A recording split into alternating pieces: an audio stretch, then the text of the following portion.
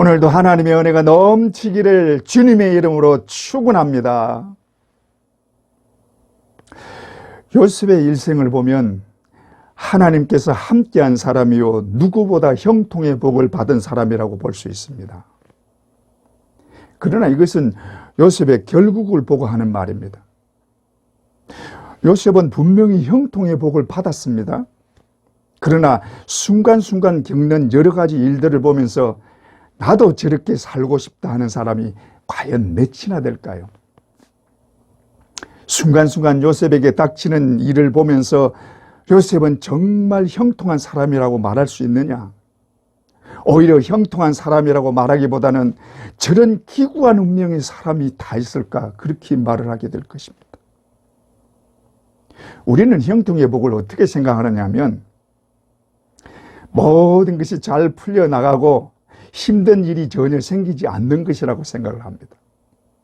그래서 대부분의 신앙인들이 자신은 형통의 복이 없다고 생각합니다. 그러나 요셉의 삶을 보면서 우리도 형통의 복을 받고 있다는 것을 믿어야 합니다. 여러분, 우리는 형통의 복을 받고 있습니다. 왜냐하면 복의 근원이신 하나님이 우리와 함께 하시기 때문입니다. 2절에 여호와께서 요셉과 함께 하심으로 그가 형통한 자가 되어. 그렇죠? 하나님이 함께하는 자는 형통한 자입니다. 여러분은 하나님이 여러분과 함께 하시는 것을 믿습니까? 하나님은 우리와 함께 하시고 언제나 우리를 형통의 길로 인도하신다는 것을 분명히 믿어야 합니다. 비록 우리가 생각하는 형통이 아닐지라도 믿을 수 있어야 합니다. 그 길이 쉬운 길이든지 어려운 길이든지 괴로운 길이든지 즐거운 길이든지 간에 하나님이 함께 하시면 그 길은 형통한 길임을 믿어야 합니다. 여러분 믿습니까?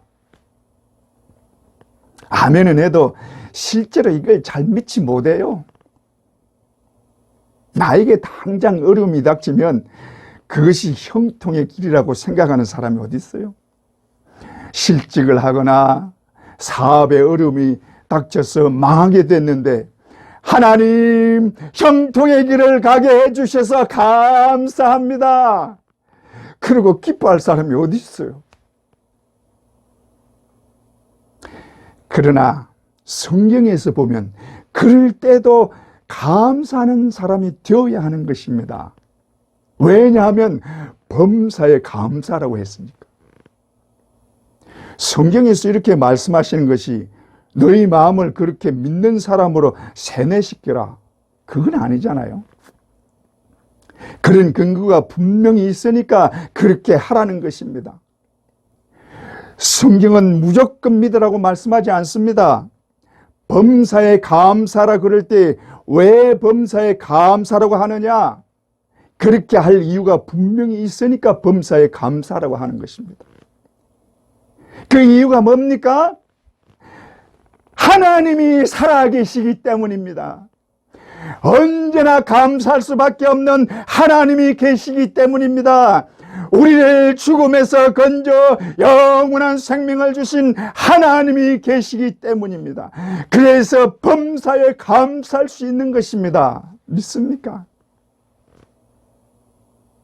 그래서 감사할 수 있는 것입니다. 우리는 하나님을 믿고 하나님의 자녀가 되었습니다. 그러나 우리는 하나님을 잘 모릅니다. 하나님을 잘 모른다고 하면 대드는 사람이 있을지 모르지만 우리가 아는 하나님은 실제의 하나님과 비교도 안 될 정도로 조금밖에 안 됩니다. 진짜로 하나님을 알면 우리는 다 벙어리가 될 수밖에 없습니다. 성경에서도 하나님을 다 표현하지 못합니다.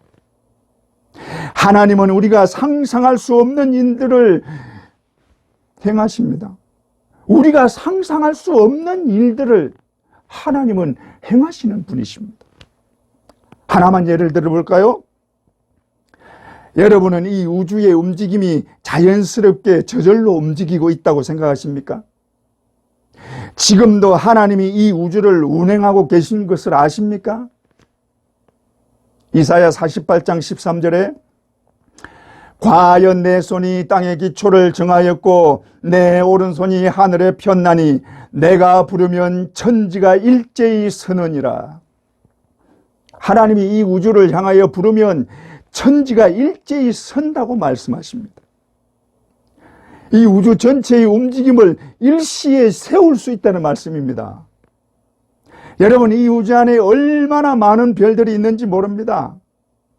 과학의 힘으로도 도저히 알 수 없을 정도로 엄청난 숫자의 별들이 있습니다.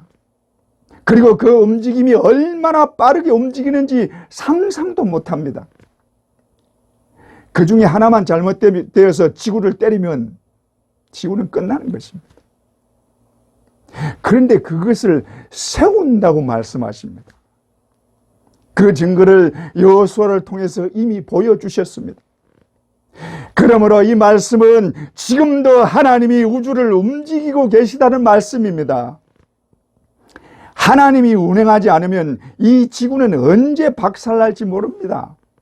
하나님이 운행하고 계시기 때문에 안전한 것입니다. 하나님이 이 우주를 운행하고 계시기 때문에 이 지구도 안전하고 우리도 안전한 것입니다. 믿습니까? 이런 하나님을 우리 같은 피조물들이 어떻게 알겠어요?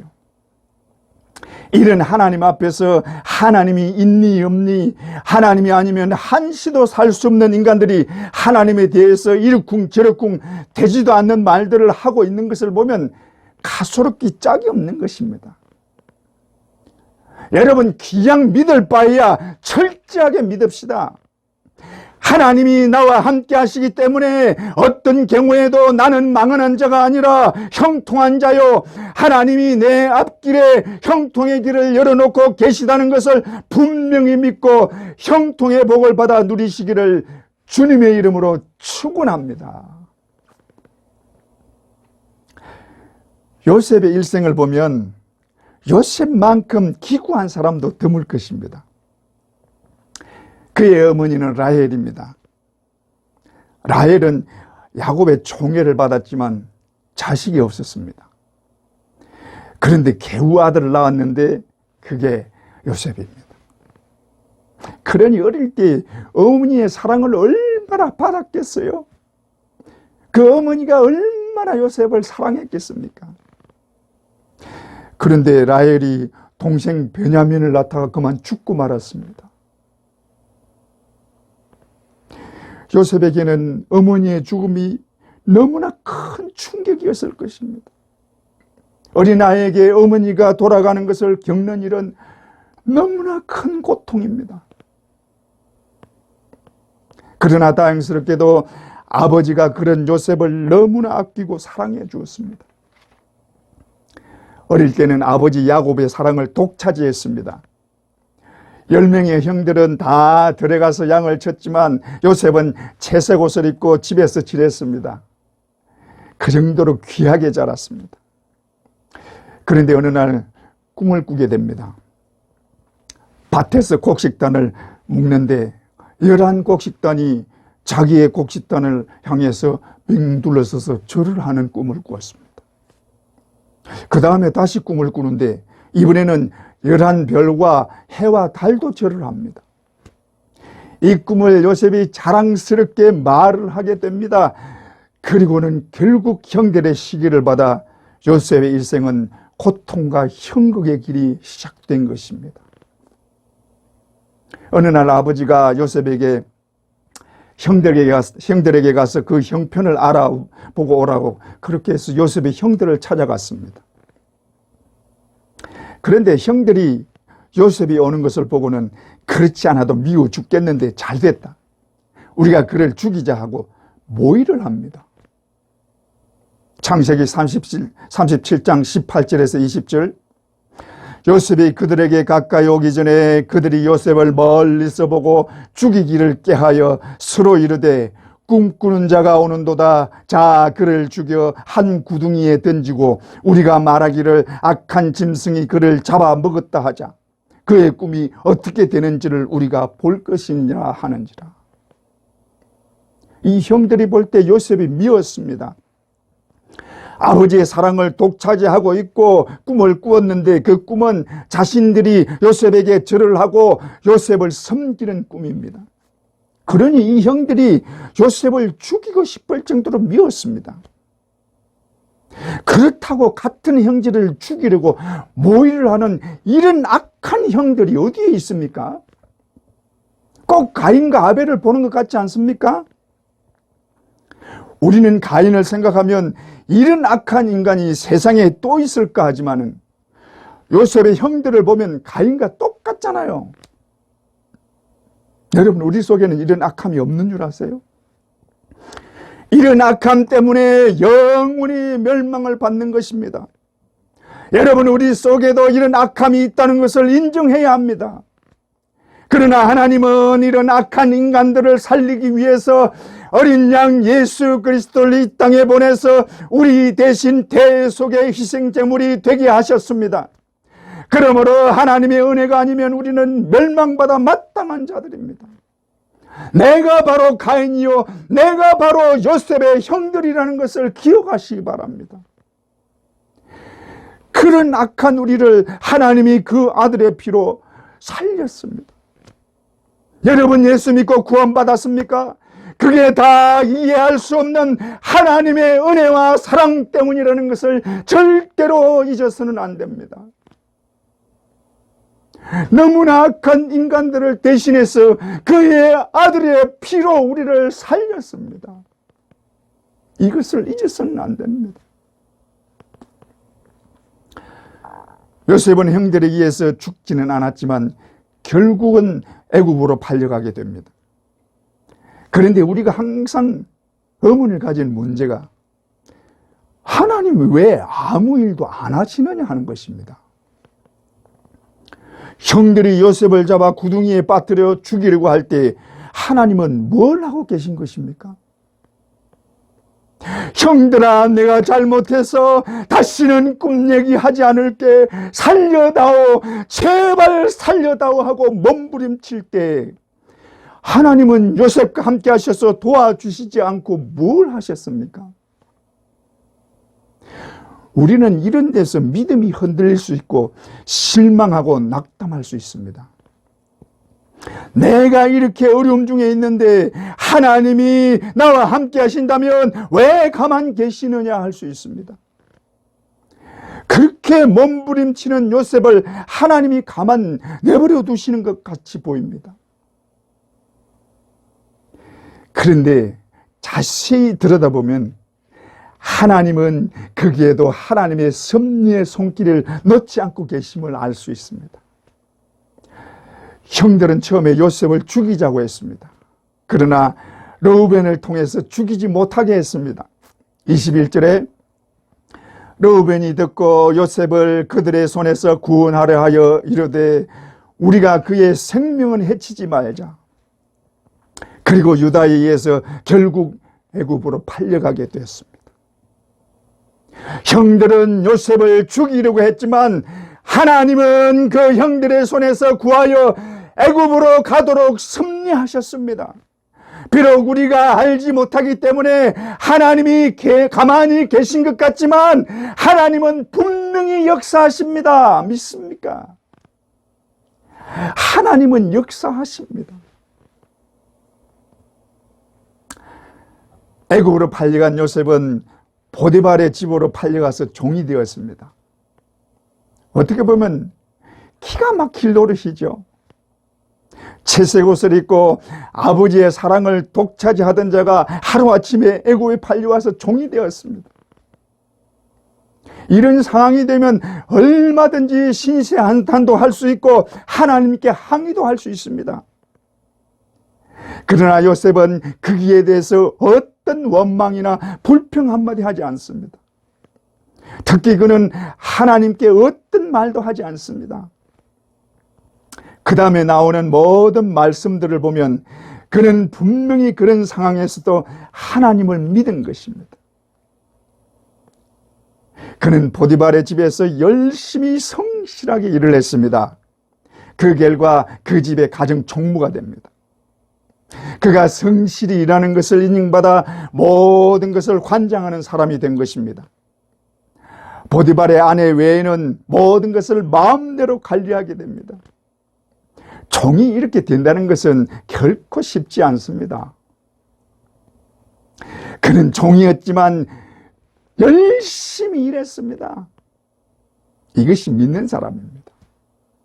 믿는 사람은 어떤 상황, 어떤 환경에 있어도 최선을 다해서 열심히 일해야 하는 것입니다. 믿는 사람은 환경 탓하고 상황 탓하면 안 되는 것입니다. 어떤 상황에서도 어떤 환경에서도 내가 처해 있는 거기에서 열심히 일을 해야 하는 것입니다. 이것이 믿는 사람입니다. 이것이 다른 사람에게 본이 되는 것입니다. 그렇게 이제 요셉은 그대로 이제 잘 됐으면 좋겠는데 보디발의 아내 때문에 또 한 번 곤욕을 당하게 되는 것입니다. 보디발의 아내가 요셉에게 계속해서 성관계를 요구합니다. 요셉이 그것을 뿌리치다가 곤욕을 당하게 되는 것입니다.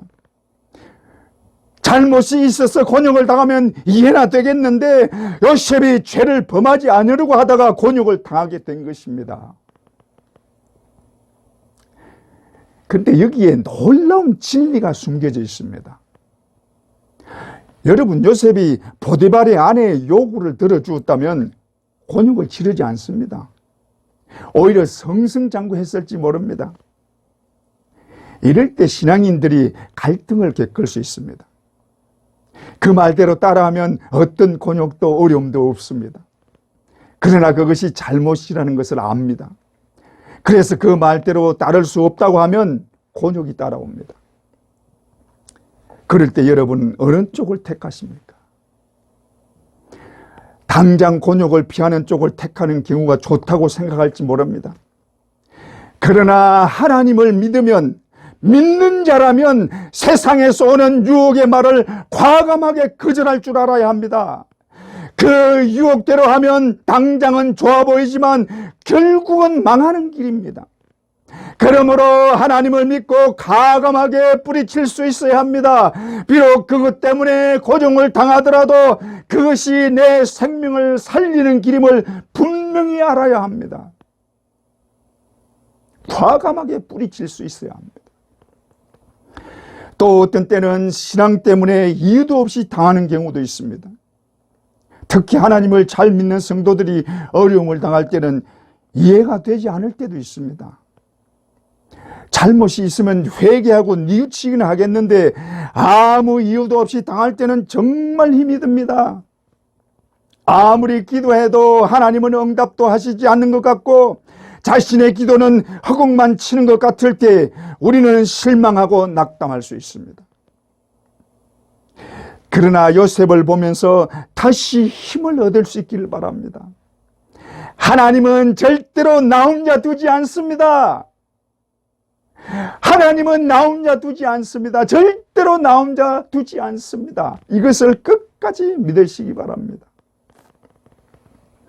요셉이 그 모든 어려움과 시련을 잘 이겨내고 기업고 하나님이 세우신 계획대로 이루게 된 데는 몇 가지 생각할 것이 있습니다.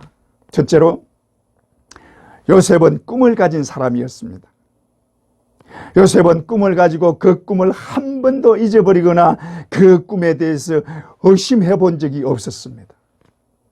왜냐하면 그 꿈은 하나님이 주신 것이요 하나님이 이루어 주실 것을 믿었기 때문입니다. 그러므로 꿈을 가졌다는 것은 곧 믿음을 가졌다는 것을 말합니다. 지금은 비록 어렵고 힘들어도 하나님께서 기어코 이루어 주셔서 그 꿈이 이루어지는 그날을 바라보고 지금에 머무르지 않았던 것입니다. 만약에 요셉이 현실에서 당하는 괴로움 때문에 꿈을 잊어버리거나 주저앉았더라면 그 꿈은 이루지 못했을 것입니다. 여러분 앞을 보세요. 하나님은 나에게 이루어 주실 계획을 가지시고 나를 인도하고 계십니다. 하나님께서 나에게 세우신 계획은 너무나 멋지고 놀라운 것입니다. 그리고 그것은 반드시 이루어 주십니다. 그 그러므로 지금의 나의 현실에 머무르지 마세요. 앞으로 되어질 꿈을 가지세요. 하나님이 나에게 이루어 주실 것을 기대하세요. 하나님은 나를 통해서 영광 받으시기를 원하고 계십니다. 이런 믿음이 있을 때 어떤 어려움도 이겨낼 수 있습니다. 나이가 들어서 더 이상 안 된다면 무엇보다 멋지고 좋은 천국의 꿈을 가지세요. 금면류관 쓰고 주님과 함께 영원토록 누릴 영광을 바라보세요. 내가 천국의 영광을 바라보고 그것을 꿈꾸면 이 세상의 모든 것은 너무나 시시한 것입니다. 여러분, 꿈과 소망을 가지세요.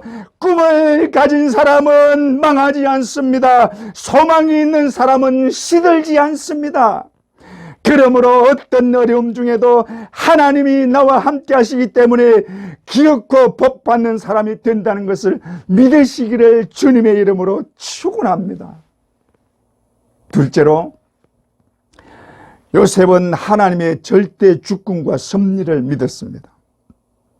모든 것이 하나님의 뜻 안에서 이루어진다는 것을 믿었기 때문에 원망하지 않았습니다.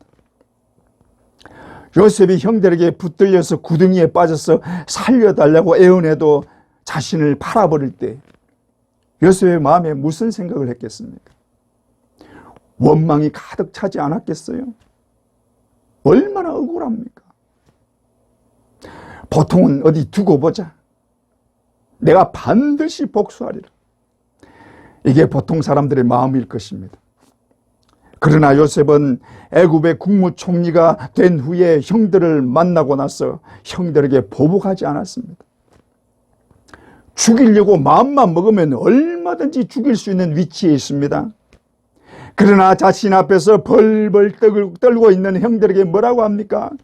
창세기 45장 15절에 당신들이 나를 이곳에 팔았으므로 근심하지 마소서, 한탄하지 마소서. 하나님이 생명을 구원하시려고 나를 당신들 앞서 보내셨나이다. 다시 한번, 하나님이 생명을 구원하시려고 나를 당신들 앞서 보내셨나이다. 할렐루야. 요셉은 그에게 이루어진 모든 것이 하나님의 주권적인 계획에 의해서 이루어진 것을 분명히 믿었습니다. 그러므로 형들이 자신을 애굽에 판 것도 하나님의 뜻 안에서 이루어진 것을 믿었습니다. 그렇기 때문에 형들이 자신에게 인간적으로는 정말 몹쓸 짓을 했지만 원망하지 않았습니다. 오히려 두려워하고 떨고 있는 형들을 위로하고 있는 것을 봅니다. 여러분, 하나님을 믿으면 이 정도는 믿어야 되지 않겠어요? 하나님을 믿으면 이 정도로 철저하게 좀 믿어야 되지 않겠습니까? 이 세상에 우연이라는 것은 없습니다. 특히 믿는 자들에게는 우연이 되어지는 것은 있을 수가 없습니다. 모든 것은 하나님의 계획과 섭리 안에 있는 것입니다. 여러분, 이것을 믿어야 합니다. 우리가 겪는 모든 일에는 하나님의 뜻이 다 있습니다. 지금 내가 그 뜻을 모른다고 하나님이 나에게 가만히 계시고 하나님이 모르고 계신 것이 아니요, 상관하지 않는 것이 아닙니다. 아무리 기도해도 하나님이 응답하지 않는다고 듣지 않고 계신 것이 아닙니다. 하나님은 나의 기도 다 듣고 계시고 내 사정 다 알고 계십니다. 그러므로 우리에게 되어지는 모든 일들은 하나님의 뜻 안에서 이루어지고 있다는 것을 믿으시기 바랍니다. 그러므로 어려운 일이 생기면 오히려 기대하세요. 여러분, 풍랑이 일고 바람이 불면 배는 더 빨리 갑니다. 그 일을 통해서 하나님이 더 빨리 이루어 주시는 것을 바라보세요. 이런 믿음이 있기를 주님의 이름으로 축원합니다. 셋째로, 하나님은 모든 것이 합력하여 선을 이루게 하시는 분임을 분명히 믿을 수 있었습니다. 로마서 8장 28절에 우리가 알거니와 하나님을 사랑하는 자 곧 그 뜻대로 부르심을 입은 자들에게는 모든 것이 합력하여 선을 이루느니라. 비록 당하는 것 때는 알지 못해도 나중에 가서 보면 모든 것이 합력하여 선을 이루게 하셨다는 것을 고백하도록 하시는 분이 우리 하나님이십니다. 우리는 둔해서 당하는 그 당시에는 잘 모릅니다. 요셉이라고 다 압니까? 왜 형들에게 미움을 사서 애굽으로 팔려갔는지 잘 몰랐습니다. 왜 형들이 미워하는지도 몰랐습니다. 보디발의 아내가 유혹할 때 그 유혹에 넘어지지 않기 위해서, 다시 말해서 하나님 앞에 범죄하지 않기 위해서 그 집요한 유혹을 뿌리쳤습니다. 그러면 잘했다고 상을 받아야 하는데 상을 받은 것이 아니라 오히려 죄수들이 득실거리는 감옥으로 들어가고 말았습니다. 그럴 때 하나님이 자기와 함께 한다고 누가 말할 수 있습니까? 우리 생각에는 이럴 때 하나님의 능력이 나타나서 당장 그 형들이나 보디발의 아내에게 벌을 내려서 벼락이 떨어지는지 하면 좋겠는데 그러지 않고 가만히 계시는 것 같습니다. 이럴 때 하나님이 함께 하신다는 것을 어떻게 믿을 수 있습니까? 하나님이 나와 함께 하시고 나를 도와주신다는 것은 거짓말 아닌가요? 어떻게 하나님이 계시고 나와 함께 하시면 그냥 내버려 둘 수 있습니까? 우리가 이런 상황을 만난다면 얼마든지 그럴 수 있습니다. 내가 아무 이유 없이 당할 때, 혹은 죄를 범하지 않기 위해서 곤욕을 당할 때, 그럴 때는 틀림없이 하나님이 역사하셔야 할 것 같은데 하나님은 가만히 계신 것 같습니다. 그럴 때 하나님이 나와 함께 하신다는 것을 어떻게 믿을 수 있느냐? 그럴 때 우리가 느끼는 것은 하나님은 여전히 역사하시고 계시지만 나에게는 역사하지 않으시고 나와는 함께하지 않는다고 생각을 할 수 있습니다. 요셉의 상황이 바로 그런 상황입니다. 그런데 성경은 말씀하십니다. 여호와께서 요셉과 함께 하심으로 그가 형통한 자가 되어, 여호와께서 요셉과 함께 하심으로 그가 형통한 자가 되어, 비록 하나님이 가만 계신 것 같아도, 어떤 때는 전혀 응답이 없이 모른 척하고 계신 것 같아도 하나님은 나와 함께 하신다고 말씀하십니다. 이것을 믿어야 돼요. 하나님은 우리와 함께 하십니다. 우리가 알든 모르든 깨닫든 깨닫지 못하든 언제나 함께 하십니다. 비록 그때는 몰랐지만 나중에 가서 깨달은 것은 하나님께서 요셉과 함께 하셔서 모든 것이 합력하여 선을 이루게 하셨고 가장 최고로 멋지게 이루어 주셨다는 것입니다. 믿습니까? 나중에 가서 깨닫는 것은 가장 최고로 멋지게 이루어 주셨다는 것입니다. 나중에 가서 다 깨달아요. 그렇게 하시려고 그랬구나. 지금 당장은 잘 몰라요. 어떤 것도 눈에 안 보입니다. 그러나 그냥 믿으세요. 하나님은 절대로 나를 잘못되게 하지 않습니다. 절대로 망하게 하지 않습니다. 비록 지금은 알지 못해도 지나고 나면 다 알게 됩니다. 왜 그 고난을 통과하게 하셨는지, 왜 시련을 당해야 했었는지 당할 때는 잘 몰라요. 그러나 하나님은 어떤 상황에서도 언제나 함께 하시며 기어코 모든 것이 합력하여 선을 이루게 하신다는 것을 확실히 믿기를 주님의 이름으로 축원합니다. 그런데 하나님께서 고난을 허락하시고 그 고난을 통과하게 하시는 데는 몇 가지 이유가 있습니다. 첫째로 정결한 믿음을 갖게 하기 위해서 그렇게 하십니다. 우리가 신앙생활을 할 때 하나님을 전적으로 믿지 못할 때가 얼마나 많습니까? 우리는 불신앙의 요소들을 어쩔 수 없이 가지고 있는 부족한 자들입니다. 성경에 나오는 믿음의 거장들을 봐도 이런 모습을 다 가지고 있습니다. 아브라함만 봐도 하나님이 아브라함에게 후손을 약속하고 내 후손이 하늘의 별과 같이 바다의 모래같이 많을 것이라고 했는데 나중에는 그것을 믿지를 못했어요. 그래서 종으로 데리고 있는 엘리에셀을 후손으로 삼으려고 했습니다. 창세기 15장 2절에 아브라함이 이르되 주 여호와여 무엇을 내게 주시려 하나이까? 나는 자식이 없사오니 나의 상속자는 이 다메섹 엘리에셀이니이다. 하나님이 자식을 약속하는데도 믿지를 못했습니다. 또 다윗은 어떻습니까? 남의 아내를 데려다가 범하고 오히려 그 남편을 전쟁에서 죽게 만들고 있잖아요. 그러니 우리는 오죽합니까? 우리 마음으로는 하나님을 열심히 잘 믿고 싶습니다. 그러나 우리 자아는 언제나 하나님을 거스르게 합니다. 내 안에 죄성을 갖고 있고 죄악된 모습이 있기 때문에 내 자아를 통해서 자꾸 죄의 길로 끌고 갑니다. 그러다 보면 믿음조차도 약해지고 흔들리는 것을 느낍니다. 그래서 바울은 그것을 탄식하고 있습니다. 오라 나는 공고한 사람이로다. 이 사망의 몸에서 누가 나를 건져내랴. 로마서 7장 19절에 내가 원하는 바 선은 행하지 아니하고 도리어 원치 아니하는 악을 행하는도다. 나는 선을 행하고 싶으나 오히려 원치 않는 악을 행하는 것을 보니 탄식이 절로 나오는 것입니다. 주를 위해서 살려고 애를 쓴 바울도 이런 고백을 하고 있는 것을 보면 우리는 어떻겠어요?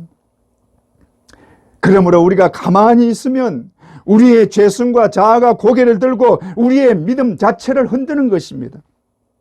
이것을 알기 때문에 하나님이 우리에게 때때로 고난을 주시는 것입니다. 그 고난을 통해서 우리의 믿음이 더 확실해지도록 하기 위해서, 다시 말해 정결한 믿음, 불순물이 없는 정금 같은 믿음을 갖도록 고난을 통과하게 하시는 줄 믿습니다. 그런데 우리가 고난을 당할 때는 주님이 잠시도 우리 곁에서 떨어지지 않고 항상 함께 통과해 주십니다. 왜냐하면 주님은 우리의 고통을 친히 채울하신 선한 목자이기 때문입니다. 우리가 당하는 고난과 고통을 누가 알아줍니까? 아무도 알지 못합니다. 고난과 고통을 당하면서 괴로워하고 눈물을 흘리지 않으면 견디지 못하는 고통을 누가 알아줍니까? 그러나 꼭 기억하세요.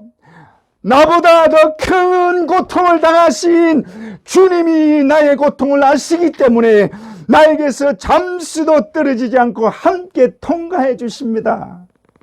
요한복음 10장 11절에 나는 선한 목자라 선한 목자는 양들을 위하여 목숨을 버리거니와, 우리가 어리석은 양인 줄 알기 때문에 주님은 잠시도 우리에게서 떨어지지 않습니다.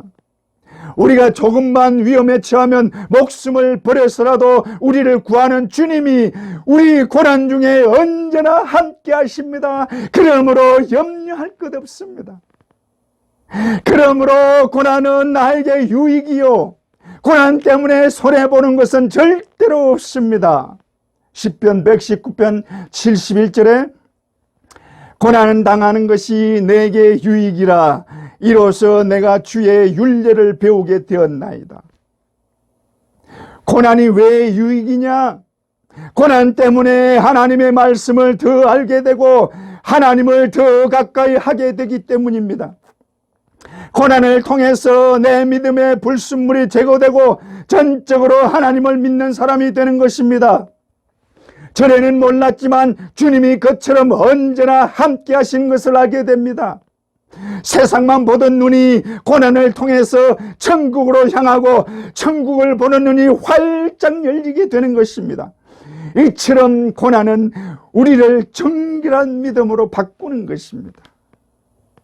둘째로, 교만의 껍데기를 벗게 하기 위해서 고난을 통과하게 하십니다. 교만은 하나님을 거부하고 믿지 않는 것입니다. 그러므로 교만은 패망의 선봉입니다. 잠언 16장 18절에 교만은 패망의 선봉이요 교만은 넘어짐의 앞잡이니라. 교만은 하나님을 거부할 뿐 아니라 자신을 높이는 것입니다. 자신을 하나님의 자리에 올리려고 하는 것입니다. 그러니 망하는 것입니다. 교만 때문에 망한 사람이 어디 한두 명입니까?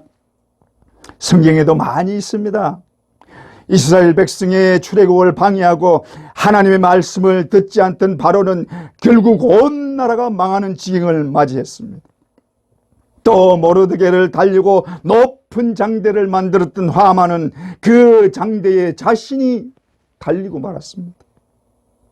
예루살렘 성전에서 가져온 기물로 유흥을 즐기던 벨사살 왕은 벽에 손가락이 나타나서 글을 쓰는 것을 보고는 사색이 되어 결국 그 밤에 죽고 말았습니다.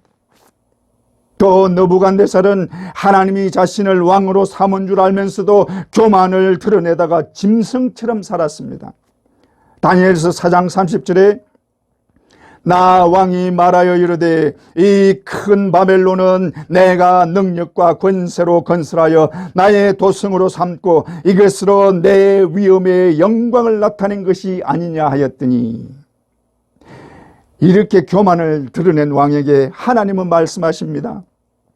네가 들 짐승과 함께 살면서 소처럼 풀을 뜯고 7대를 지나게 되며 하나님이 자기의 뜻대로 하는 것을 알 때까지 짐승으로 지내리라.